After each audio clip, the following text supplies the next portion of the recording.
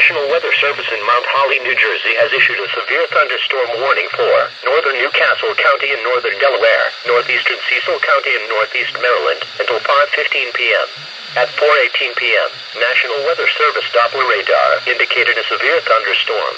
The storm was near Pleasant Hill, moving east at 15 miles per hour. This storm is capable of producing damaging wind gusts and hail. The severe thunderstorm will be near Cherry Hill and Dandor around 4:25 p.m., Elkton around 4:30 p.m., Barksdale around 4:35 p.m., Appleton around 4:40 p.m., Glen Westover around 4:45 p.m., Newark and Glasgow around 4:50 p.m. A severe thunderstorm watch remains in effect until 9 p.m. Friday evening for Delaware and northeastern Maryland and southern New Jersey and southeastern Pennsylvania.